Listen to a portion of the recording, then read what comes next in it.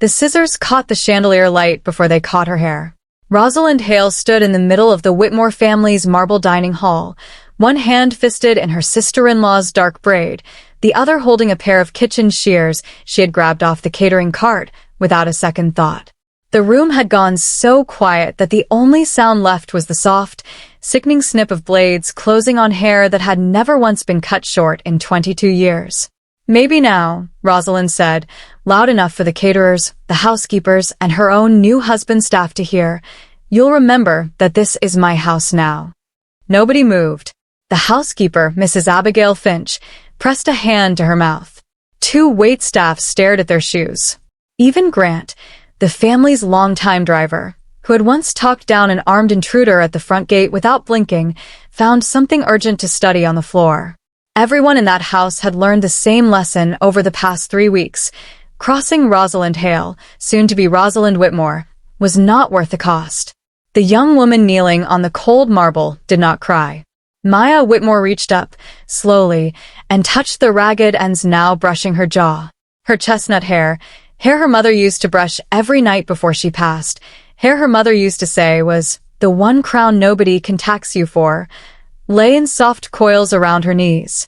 For a long moment, Maya only breathed. Then, without raising her voice, without a single tear, she held out her hand. "Give me the scissors," she said quietly. Rosalind blinked, caught off guard by the calm in her voice, and handed them over almost automatically. Maya lifted the blades to the uneven ends her sister-in-law had left behind and, one section at a time, cut the rest away herself, until her hair sat clean and short just beneath her chin. She set the scissors down on the table with the same gentleness she used for her father's reading glasses each night. Then she looked directly into Rosalind's eyes. "You just made a mistake," Maya said, "that you don't understand yet." She smoothed her skirt, nodded once to the stunned catering staff, and walked back toward the kitchen as if nothing at all had happened. No one in that hall knew it yet, but before the month was over, the empire the Whitmore family had spent 3 generations building would begin to come apart at the seams, not because of a business rival, not because of a boardroom coup, but because the one person everyone had quietly depended on had finally stopped giving more than anyone had ever asked her to give. Long before the sun rose over Cedar Point, one light was always burning inside the Whitmore estate, and it came from the small office beside the kitchen.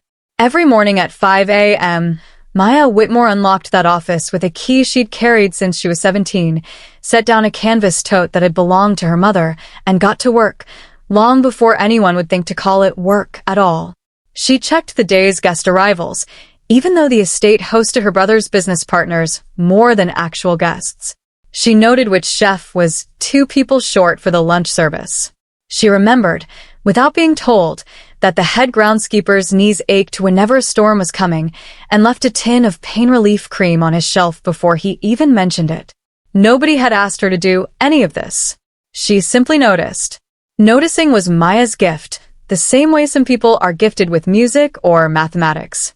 She remembered which housemaids secretly hated the smell of lavender polish. She remembered that Grant, the driver, took his coffee black only after overnight airport runs.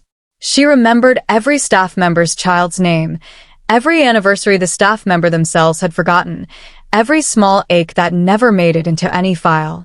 To strangers, she was simply the boss's little sister who helps out. To the people who had worked at Cedar Point for years, she was something closer to the quiet architecture holding the whole place upright. The Whitmore estate sprawled across 60 acres of vineyard and old-growth trees an hour outside the city, technically her older brother Julian's property now, ever since their father's stroke had forced him into early retirement 3 years earlier. Julian Whitmore had turned Hale Vintner's modest family label into a national name, and the estate had become as much a corporate showpiece as a home. 40-some employees kept it running: vineyard hands, kitchen staff, drivers, housekeepers, event coordinators, and the small army of assistants who made Julian's endless client dinners look effortless. Guests only ever saw the finished picture: candlelit terraces, perfectly paired wines, servers who somehow always knew exactly which glass a guest preferred refilled. They never saw the fires Maya put out before breakfast. When a chef's morning delivery of imported cheese arrived spoiled, Maya was already calling the backup supplier before anyone else noticed the smell. When a nervous new server broke a case of vintage bottles worth thousands, Maya quietly covered the loss out of her own modest savings rather than let the girl lose her job in her first month. When Julian's assistant overbooked 2 client dinners on the same night, Maya rearranged the entire event calendar herself in an hour without a single complaint reaching her brother's desk. No memos. No credit. Just solutions. The older staff exchanged knowing looks whenever a client praised how seamless everything at Cedar Point felt. They knew the truth. The estate didn't run on Julian's business instincts alone. It ran because Maya noticed the cracks before they became anyone else's problem. How does she always know where the trouble is before it happens? A new hire once whispered to Mrs. Finch, watching Maya cross the courtyard with an armful of linens and a clipboard. Mrs. Finch smiled the smile of someone who'd watched this same scene play out for a decade. Because she pays attention while everyone else is busy being important. The girl frowned. But she's not even staff, technically. She's family. That's exactly the problem, Mrs. Finch said, and said nothing else. Few people understood where Maya's quiet devotion came from. After their mother died of a long illness when Maya was 16, and their father grew too frail to manage much beyond his garden, it had fallen to Maya, barely more than a girl herself, to hold the household's smaller gears turning while Julian built the business into something enormous. Her mother, in her last healthy years, used to brush Maya's hair every night and say the same thing. Hair grows because hope grows, sweetheart.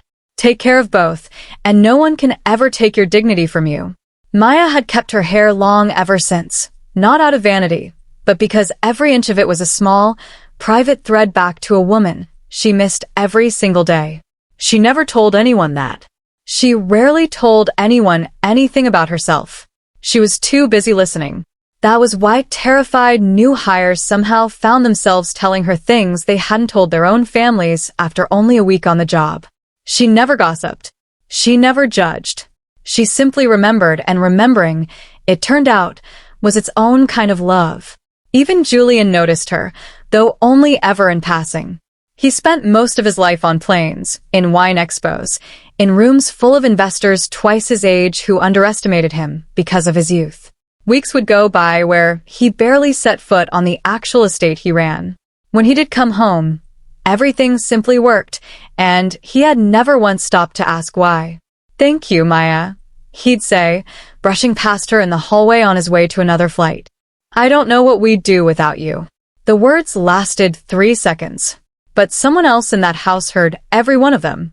Rosalind Hale had grown up the only daughter of a state senator, in a house where staff didn't have names, only functions. She understood money. She understood how a room should look when cameras were present. What she did not understand, what genuinely baffled her, was why her fiancé, a man who negotiated 7-figure distribution deals without blinking, occasionally thanked his family's own housekeeper's assistant like she mattered. At first, Rosalind dismissed it as some quirk of Julian's overly sentimental streak. Then she started watching. Every small nod toward Maya. Every thank you that lingered half a second too long. Every time Julian's shoulders visibly relaxed the moment Maya walked into a room, the way a man's shoulders relax only around people he actually trusts. A small, ugly seed took root in Rosalind's chest, and it grew slowly, patiently, in the dark. By the time Julian left for a 2-week distribution tour through 3 states, a trip Rosalind had, notably, not been invited on, she had already convinced herself of something that was not remotely true. She had decided that Maya Whitmore was not simply her fiancé's sister. She had decided Maya was competition. Rosalind smiled as she watched Julian's car disappear down the long gravel drive. For the next 2 weeks, she would be the one in charge of Cedar Point. She intended to make sure everyone remembered it. The morning after Julian left, the temperature of the entire estate seemed to drop 10 degrees. For years, the household had run on an unspoken rhythm. Every department trusting every other department, problems solved quietly before they ever reached Julian's desk. It was efficiency built on mutual respect, not fear. Rosalind intended to replace it with something else entirely. She called every department head into the great room. Dressed in cream silk beneath the wagon wheel chandelier her own mother had once admired at a charity gala, Rosalind spoke with the easy confidence of someone who believed authority was simply something you were born owed. While Julian is traveling, she announced, "Every decision comes through me. I expect discipline. I expect results. And I expect this house to run like the five-star operation it's supposed to be." No one argued. Mrs. Finch lowered her eyes. The head groundskeeper sighed quietly and said nothing. Everyone understood the same unspoken fact. 2 weeks could feel very, very long. Within hours, changes began. Longtime staff were reassigned to menial tasks they hadn't done in years. A new personal assistant, flown in from Rosalind's father's office, began restructuring procedures that had run flawlessly for a decade. Every decision, no matter how small, now required written approval. The estate grew quieter. Not calmer, just quieter. People had stopped speaking freely. Only Maya continued exactly as before. She greeted every staff member with the same warm patience. She reminded the new pastry chef that one regular client had a severe nut allergy. She helped a trembling new maid learn the proper way to fold napkins for a formal table. She never once challenged Rosalind's authority. She simply kept helping, the way she always had, because to Maya, kindness had never depended on who happened to be signing the checks that week. 4 days later, the estate prepared to host a dinner for 3 of Julian's largest distributors, a dinner Rosalind had planned meticulously, viewing it as her chance to prove she was already capable of running the Whitmore household herself. Every flower arrangement was inspected twice. Every wine glass measured for symmetry. The dining room looked flawless, until Maya noticed one small, almost invisible error. 2 of the distributors' place cards had been switched. Most people would never have known it mattered. Maya remembered, from a dinner 2 years earlier, that those 2 men had ended a long-time business partnership in a lawsuit and had refused to sit near each other since. She approached Rosalind quietly. "Miss Hale, I think 2 of the place cards might have been swapped by mistake." Rosalind barely glanced over.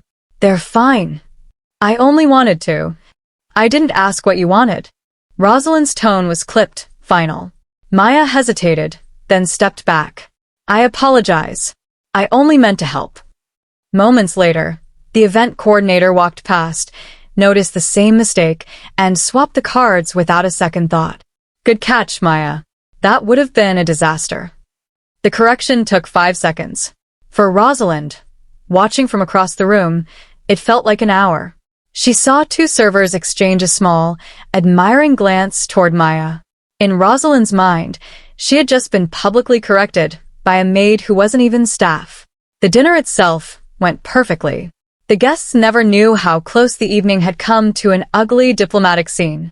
Rosalind smiled through the entire event, accepted every compliment gracefully, and underneath it all, let her humiliation curdle slowly into something much darker. After the last guests left and the staff began clearing the dining room, Rosalind called everyone back into the great hall. Her voice carried sharp and clean across the marble. "There's something that needs to be addressed." Nearly every remaining employee filed in, housekeepers, chefs, drivers, groundskeepers, none of them understanding why they'd been summoned so late. Rosalind walked slowly toward Maya. "You seem to enjoy correcting people in front of guests." Maya blinked, genuinely confused. "I only wanted to help avoid an awkward evening." "Help." Rosalind laughed, cold and short. "Or maybe you wanted Julian's staff to see how indispensable you are. How special."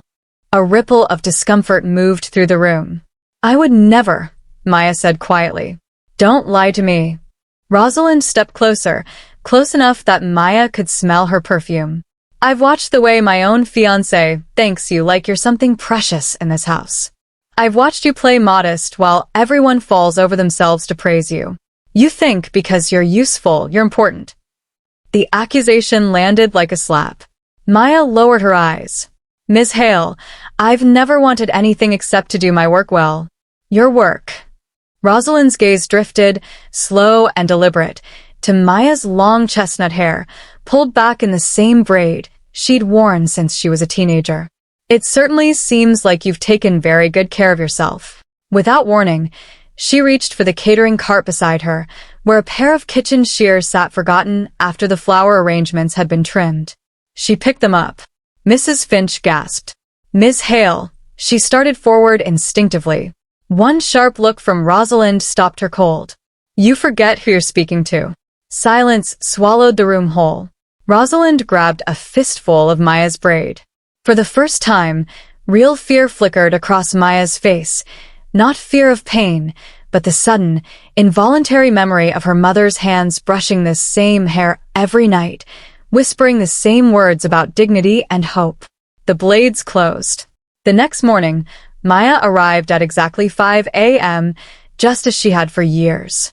The only difference was her hair, short now, uneven at first before she'd trimmed it evenly herself the night before, chestnut waves brushing her jaw instead of her waist.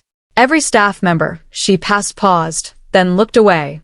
No one mentioned what had happened. No one dared.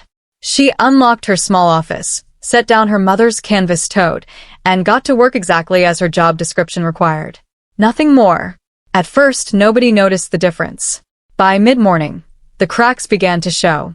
A new prep cook plated a client's lunch with walnuts, not realizing the man had a severe allergy, something Maya would normally have caught while reviewing the day's menu at dawn. This time, she was folding linens 2 floors up. The mistake reached the table. The chef spent 20 panicked minutes fixing it, and only afterward remembered how many times Maya had quietly prevented that exact disaster before. That afternoon, Grant showed up 40 minutes late to collect a client from the airport, having copied the wrong arrival time from a schedule Maya usually cross-checked over morning coffee. Today, she'd never gone into that office. It wasn't technically her job. By evening, something in the estate's rhythm had gone strangely off-key. Nothing catastrophic, just nothing effortless anymore. The following days brought more of the same. Flowers delivered to the wrong room. A shipment miscounted. 2 departments blaming each other over a mistake that, a week earlier, Maya would have quietly resolved with a single phone call nobody ever heard about. Late one afternoon, a young housemaid broke an antique vase in the music room and burst into tears. Months earlier, Maya would have helped sweep up the pieces and found a solution before management even heard about it. Instead, she walked in, saw the shattered glass, and asked gently, "Has your supervisor been told?" The girl nodded, crying. "Yes." "I'm sorry that happened," Maya said, and continued down the hall with her cart. The maid stared after her, stunned. Not because Maya had turned cold, but because for the first time, Maya had let someone else carry the weight of their own mistake. That night, Mrs. Finch found Maya eating alone in the staff kitchen and sat down across from her. For a long moment, neither spoke. "You've gone very quiet, dear," Mrs. Finch finally said. "I've always been quiet," Maya replied, looking at her untouched tea. "No. You've always been kind." Mrs. Finch reached across the table. "You don't have to carry all of this by yourself, you know." A faint, tired smile touched Maya's lips. "I'm not carrying anything, Mrs. Finch.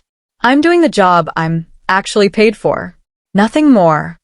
Mrs. Finch's eyes filled with tears because she understood exactly what Maya meant. For years, the estate had quietly accepted gifts that were never in any job description. Maya's memory, her patience, her endless quiet problem-solving. No one had thanked her properly for any of it while it was happening. Now that it was gone, everyone would finally understand what they'd lost. By the end of the week, even Rosalind noticed. The breakfast service ran late. An important shipment sat unopened for 2 days because no department claimed responsibility for receiving it. She called an emergency staff meeting, her voice sharp with frustration. "What is happening to this house?" No one answered directly. Chefs blamed housekeeping. Housekeeping blamed scheduling. Scheduling blamed the new assistant. The room filled with finger-pointing that had never existed before. Standing near the back, Maya said nothing. Weeks earlier, she would have stepped in with a quiet suggestion, quietly connecting the departments until the fire went out on its own. Now she simply lowered her clipboard after noting her own assignments and said nothing else, not out of spite, but because she had finally accepted that fixing everyone else's problems had never actually been her job. Rosalind's eyes swept the room and landed on Maya, half expecting, even now, another rescue. Maya offered none. An older groundskeeper murmured to Mrs. Finch as the meeting broke up. "I thought cutting off her hair would humiliate her." Mrs. Finch watched Maya disappear down the hall. "No." It only took away what people could see. What they never noticed was everything else she'd been carrying that no one else ever did. 200 miles away, Julian Whitmore's car was already turning back toward Cedar Point. None of them yet knew that within 24 hours, he would notice something no one could hide from him any longer. The gates swung open late on a Friday afternoon. Julian stepped out of the car and paused before he even reached the front steps. Something felt wrong. Not broken, heavy. The estate had always welcomed him with a quiet sense of order, even after the longest trips. Today the air felt strained. Staff greeted him politely, but few met his eyes. Even Grant, who'd worked for the family 15 years, offered a smile that didn't quite reach his face. Inside, Rosalind greeted him with a warm embrace and a bright rundown of everything I improved while you were gone. Julian listened, but his attention kept snagging on small details. A crooked painting in the hall. Wilting flowers no one had replaced. A stack of unopened mail on the entry table. This house never overlooked details like that. Someone had stopped seeing them. As they walked toward his study, a familiar voice greeted him softly. "Welcome home." Julian turned, and for one strange second, didn't recognize his own sister. Maya's hair, long as he could remember, was gone. Short waves brushed her jaw instead. "Maya." He slowed to a stop. "You cut your hair." She touched it, almost absently. "I wanted a change." The answer came too smoothly. Julian had spent a career learning to read people who lied for a living, and he knew, instantly, that his sister was lying too, not to hurt him, but to protect someone. Or maybe to protect herself. "It suits you," he said carefully. "Thank you," she said, and slipped away down the hall before he could ask anything else. That night, mistakes he'd never seen before kept surfacing. A meeting starting late over a misplaced folder. Dinner arriving 15 minutes behind schedule. He called the estate manager into his study near midnight. "Has something changed while I was gone?" The man hesitated far too long. "No, sir. Everything's under control. I've spent my whole career reading men who lie professionally," Julian said quietly. "I know when someone isn't telling me everything." Silence. Finally, "It isn't really my place to say, sir." That answer troubled Julian more than any explanation could have. The next day, he asked around quietly, not as the boss, but as a man trying to understand his own house. The head chef praised the staff, but admitted mistakes had become strangely common lately. "What changed?" Julian asked. The chef sighed. "Honestly, I don't know." He hesitated, like he did know, and stopped himself. "It isn't my story to tell, sir." Conversation after conversation followed the same shape. No one lied outright. No one blamed Rosalind by name.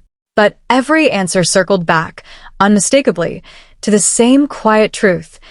Ever since Maya had stopped helping beyond her actual job, the whole estate had begun quietly falling apart. That evening, Julian found Maya folding linens outside the guest wing. "I've talked to half the staff today," he said. "They all seem to be missing something." A gentle, practiced smile. "Everyone will settle into a new routine."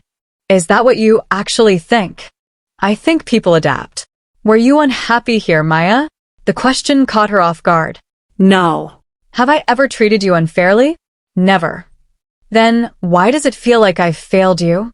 For the first time, something cracked in her expression. "You've always been fair to me," she said softly. "And still," she stopped herself, took a breath.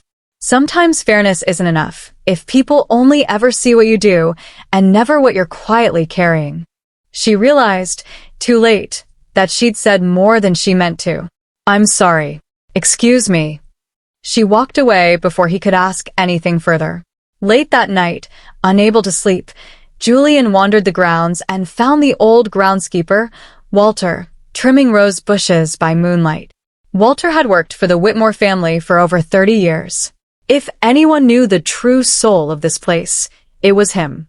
"You've known Maya a long time," Julian said. "Since her first week here as a teenager," Walter said. "Tell me honestly, what happened while I was gone?" For a long moment, only the wind moved through the garden. Then Walter spoke. "Sir, I've worked through storms, through your father's illness, through your mother's passing. I've never once seen this house so ashamed of itself." Julian's pulse slowed. Ashamed of what? Walter's eyes glistened in the dark. Miss Hale cut off Maya's hair. In front of nearly everyone. The world seemed to tilt. She did what? "Your sister never cried, sir. She finished the job herself, with her own hands, and came back to work the next morning like nothing had happened." Julian stared into the dark, his face gone perfectly still. Only the tightening of his jaw betrayed the storm underneath. "She didn't punish any of us," Walter added quietly. "She just stopped giving us everything she used to give for free." "Thank you, Walter," Julian said, his voice frighteningly calm. As he turned back toward the house, his security team stepped aside without a word. They had seen him angry before. They had seen him ruthless in a negotiation. They had almost never seen him this quiet. And everyone who truly knew Julian Whitmore understood one thing. His quietest decisions were always his most devastating.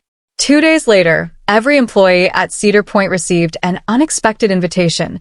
Julian was hosting a staff appreciation dinner. It hadn't been on any calendar. Its sudden appearance sparked quiet curiosity across the estate. Rosalind read it differently. Standing before her mirror while an assistant adjusted her emerald gown, she smiled, certain Julian meant to finally announce their engagement properly to the staff, perhaps even move up the wedding date. She had no idea the evening had been arranged for an entirely different reason.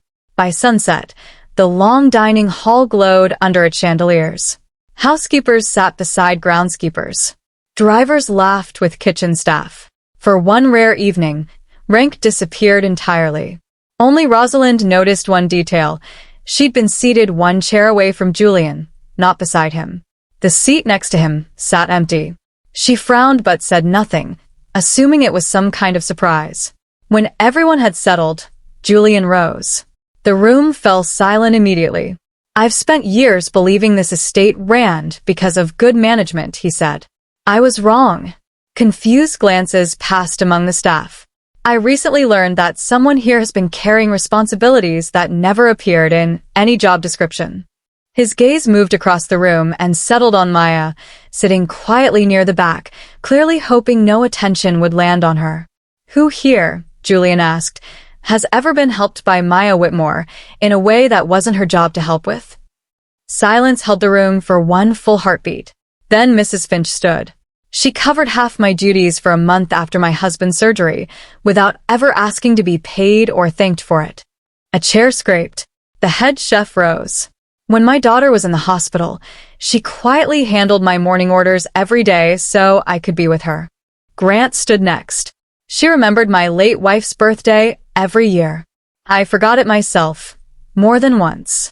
Then a groundskeeper, then a server, then another and another, housekeepers, drivers, kitchen staff, even 2 of the senior account managers who worked in Julian's own office.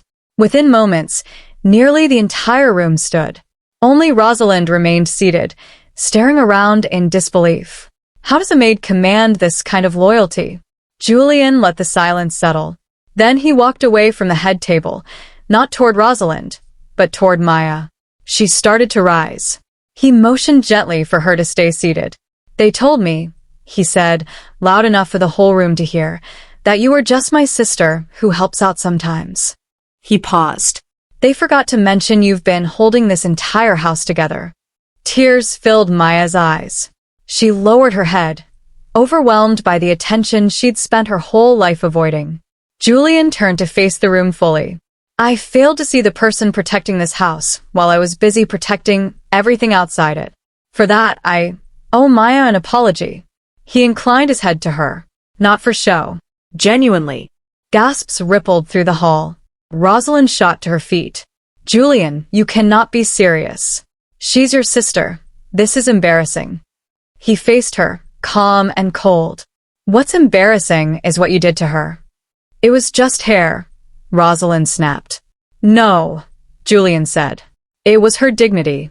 You humiliated the kindest person in this house because you were jealous of something that was never a threat to you. And if you could do that to her, the person everyone here loves most, you could do it to anyone. The room went utterly still. He reached into his jacket, pulled the small velvet box holding Rosalind's engagement ring out of his pocket, and set it gently on the table between them. This ends tonight. Rosalind's face drained of color. You're ending our engagement over her? No, Julian said quietly. You ended it yourself 3 weeks ago with a pair of scissors. Security approached, not because Julian ordered it, but because it was simply time for her to go. She gathered her things and walked out through the tall doors without a single person stopping her, without a single person defending her. For the first time in her life, money and status could not buy her an ounce of sympathy in that room. When the doors closed, silence held. And then Mrs. Finch began to clap. Others joined, one by one, until the whole hall rang with applause. Not for Julian, for Maya. She covered her face, finally letting the tears fall that she'd refused to shed weeks earlier. Not tears of humiliation this time, but tears of finally being seen. When the applause faded, Julian addressed the room once more. Starting this month, we're creating a staff leadership council, so no one's contribution in this house ever goes unseen again. He turned to Maya. I'd like you to lead it. Officially. With a title, a salary, and an office that isn't a converted supply closet. Maya stared at him, stunned. I'm just... You were never just anything, Mrs. Finch cut in gently, smiling through her own tears. You were the reason this whole place ever felt like home. The room nodded in quiet agreement. Months passed. The estate slowly found its rhythm again. Steadier this time, because now every department communicated openly, and no one was expected to silently carry burdens that weren't theirs alone. New hires often smiled with surprise when the calm, quietly confident woman running their orientation introduced herself simply as, I'm Maya. If you ever need help, actual help, not the polite kind, please come find me. Before any major event now, Julian asked for exactly one opinion before making a final call. Not because Maya held power over him, but because she understood people in a way no spreadsheet ever could.